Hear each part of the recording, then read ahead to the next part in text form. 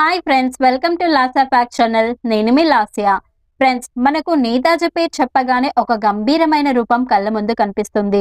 అలాగే స్వాతంత్రం కోసం సాయుధ పోరాటాన్ని ఎంచుకొని యువతను స్వరాజ్య పోరాటం వైపు తీసుకెళ్లిన ఒక వీరుడు గుర్తొస్తాడు.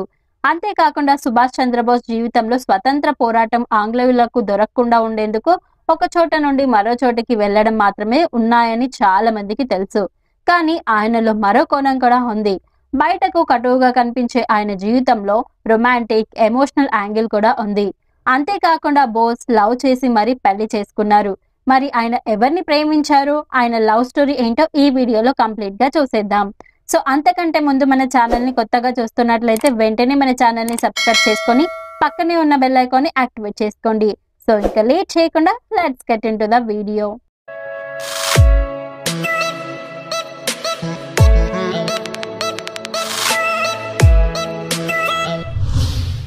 అది 1934. శాసనోల్లంఘోద్యమంలో పాల్గొంటూ జైలు పాలైన సుభాష్ చంద్రబోస్ ఆరోగ్యం క్రమంగా క్షీణించింది. దీంతో బ్రిటిష్ ప్రభుత్వం చికిత్స నిమిత్తం ఆయన యూరోప్లోని ఆస్ట్రియా రాజధాని వియన్నాకు పంపించింది. అయితే వియన్నాలో చికిత్స పొందుతూనే యూరోప్లో ఉన్న భారతీయ విద్యార్థులను ఏకం చేసి వారు స్వాతంత్ర సంగ్రామంలో పాల్గొనేలా చేయాలని బోస్ భావించారు. ఇందుకోసం ది ఇండియన్ స్ట్రగుల్ అని ఒక పుస్తకం రాయాలని ఒక యూరోపియన్ పబ్లిషర్ నేతాజీని కోరారు. దాంతో బోస్కు ఇంగ్లీష్ తెలిసిన, అలాగే టైపింగ్ వచ్చిన ఒక అసిస్టెంట్ అవసరం ఏర్పడింది. దాంతో బోస్ స్నేహితుడైన డాక్టర్ మాథుర్ టైపిస్ట్ కోసం ఆయనకు 2 పేర్లను సూచించారు. వారిలో ఒకరే 23 ఏళ్ల ఎమిలీ షెంకెన్. ఆమెనే బోస్ తన అసిస్టెంట్ గా నియమించుకున్నారు. ఎమిలీ 1934 జూన్ నుండి బోస్తో కలిసి పనిచేయడం ప్రారంభించారు. ఆ సమయంలో బోస్కు 34 ఏళ్లు. అయితే అప్పటి వరకు బోస్ ఆలోచనలన్నీ స్వతంత్రోద్యమం పైనే నిమగ్నమై ఉండేది. కానీ ఎమిలీ పరిచయం తన జీవితంలో పెద్ద తుఫాను తీసుకొస్తుందని ఆయన ఊహించలేదు. ఎమిలీ కలవడంతో బోస్ జీవితమే మారిపోయిందని సుభాష్ చంద్రబోస్ సోదరుడు శరత్ చంద్రబోస్ మనవడైన సుగత్ బోస్ రాసిన పుస్తకంలో తెలిపారు.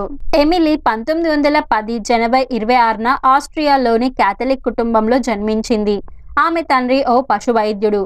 తన కూతురు ఒక భారతీయుని వద్ద పనిచేయడం ఆయనకు ఇష్టం లేదు. కానీ బోస్ మాటలు, మంచితనంతో ఎమిలీ కుటుంబానికి దగ్గరయ్యారు.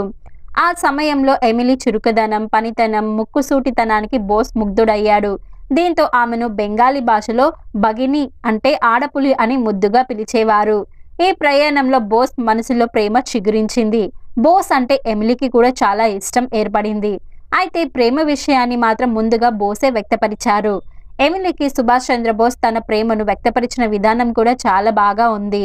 అది, ఇప్పటి వరకు నేను నా దేశాన్ని మాత్రమే ప్రేమించాను. నా దేశంపై నాకు ఎంత ప్రేమ ఉందో నీపై కూడా అంత ప్రేమ ఉంది. కానీ నా దేశం తర్వాతే నాకు ఎవరైనా.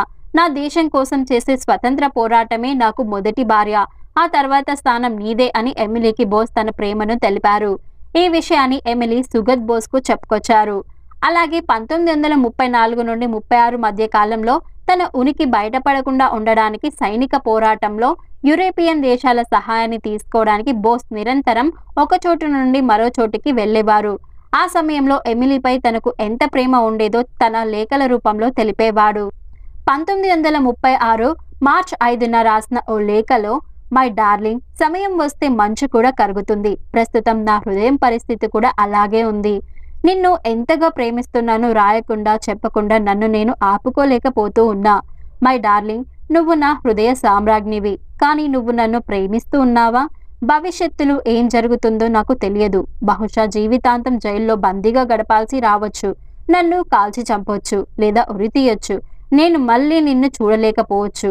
కానీ నువ్వెప్పుడు నా హృదయంలో ఉంటావు. మనం ఈ జీవితంలో కలిసి ఉండలేకపోతే వచ్చే జన్మలోనైనా కలిసి ఉందాం అంటూ ఎమిలీకి బోస్ రాశారు. ఆ తర్వాత బోస్ భారత్కు తిరిగి వచ్చిన తర్వాత కూడా ఎమిలీకి చాలా లేఖలు రాశారు. అలాగే బోస్ స్నేహితులు, రాజకీయ సహచరులు ఎస్పీ నంబియర్ బోస్ గురించి ఇలా చెప్పారు. బోస్ ఆలోచనలు ఎప్పుడూ దేశ స్వతంత్రం మీదే కేంద్రీకృతమై ఉండేది. ఆయన మనసు ఎక్కడైనా చెదిరింది అంటే అది ఎమిలీతో ప్రేమలో పడినప్పుడే అని సుగత్ బోస్కు తెలిపారు. ఆ సమయంలో బోస్ మానసిక స్థితి ఎలా ఉందో 1937 ఏప్రిల్లో ఎమిలీకి రాసిన లేఖ ద్వారా తెలుస్తుంది. అందులో, గత కొన్ని రోజుల నుండి నీకు ఉత్తరం రాయాలనుకుంటూ ఉన్నా. కానీ నీకు తెలుసు నీ గురించి నా భావాలను మాటల్లో పెట్టడం ఎంత కష్టమో. నేను నీ పట్ల గతంలో ఎలా ఉన్నానో ఇప్పుడు కూడా అలాగే ఉన్నానని మాత్రమే చెప్పదలుచుకున్నా.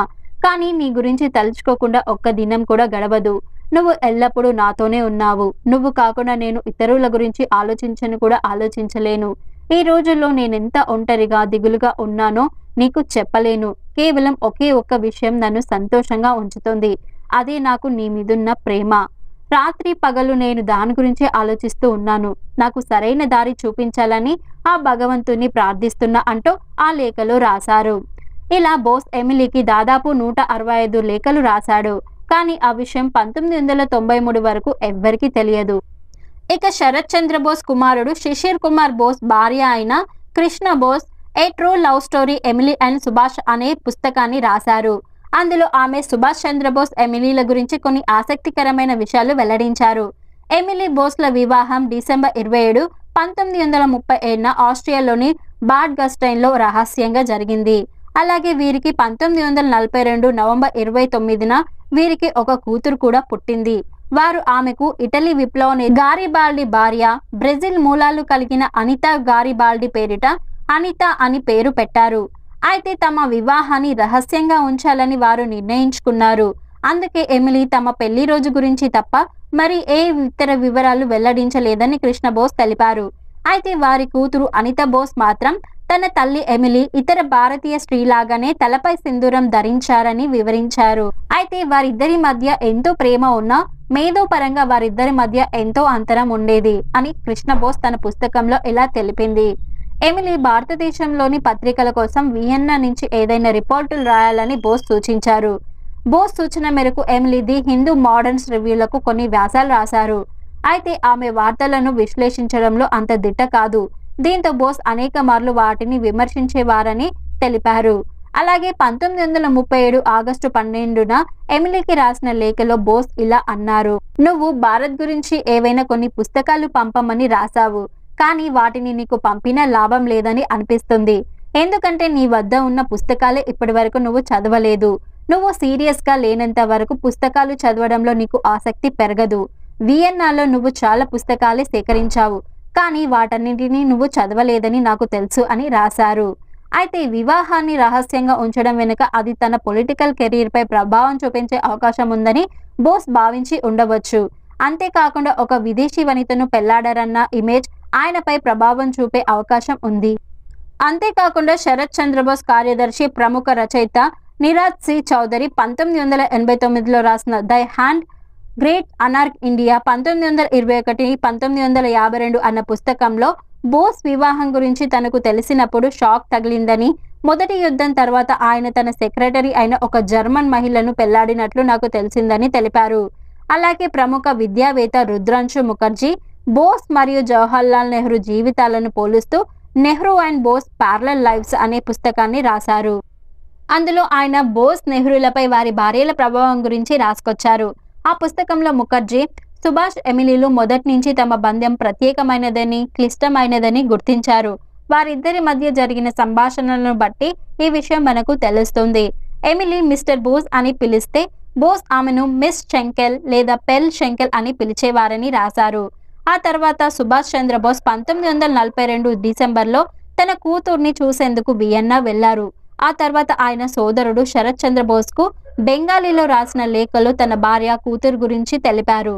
అక్కడి నుంచి ఒక మిషన్ మీద వెళ్లిన ఆయన తర్వాత మరెన్నడూ ఎమిలీ అనితలను కలుసుకోలేదు. ఒకరినొకరు ఇంత గాఢంగా ప్రేమించుకున్న బోస్ ఎమిలీ కలిసి ఉన్నది మాత్రం తక్కువ రోజులే. కానీ ఎమిలీ మాత్రం తన తుది శ్వాస వరకు సుభాష్ చంద్రబోస్ జ్ఞాపకాలతోనే జీవించింది. 31 ఏండ్లకే భర్తను కోల్పోయినా ఆయన మీద ఉన్న ప్రేమ, ఇచ్చిన మాటకు కట్టుబడి చివరి వరకు గోప్యంగానే ఉంది. భర్తకు ఇచ్చిన మాట ప్రకారం 1993 వరకు తమ ప్రేమ, పెళ్లి గురించి బయట ప్రపంచానికి చెప్పనే లేదు. ఎన్ని కష్టాలు ఎదురైనా ఆమె బోస్ కుటుంబం నుంచి సహాయాన్ని తీసుకోవడానికి నిరాకరించారు. ఓ చిన్న పోస్ట్ ఆఫీస్లో పనిచేస్తూనే బోస్ గుర్తుగా మిగిలిన అనితా బోస్ను పెంచి పెద్ద చేసి జర్మనీలో పెద్ద ఆర్థికవేత్తగా తీర్చిదిద్దింది ఎమిలీ. అలా ఎమిలీ సుభాష్ చంద్రబోస్ జ్ఞాపకాలతోనే జీవించి 1996లో కన్నుమూశారు. సో ఫ్రెండ్స్, చూసారు కదా ఈరోజు వీడియో. మరి మీరు ఎమిలీ అండ్ బోస్ గార్ల ప్రేమ గురించి ఏమనుకుంటున్నారో కామెంట్ బాక్స్లో కామెంట్ చేయండి. అలాగే ఈ వీడియో నచ్చితే లైక్ చేసి షేర్ చేయండి. అలాగే నా ఛానల్ని సబ్స్క్రైబ్ చేసుకొని నాకు సపోర్ట్ చేయండి. Thank you.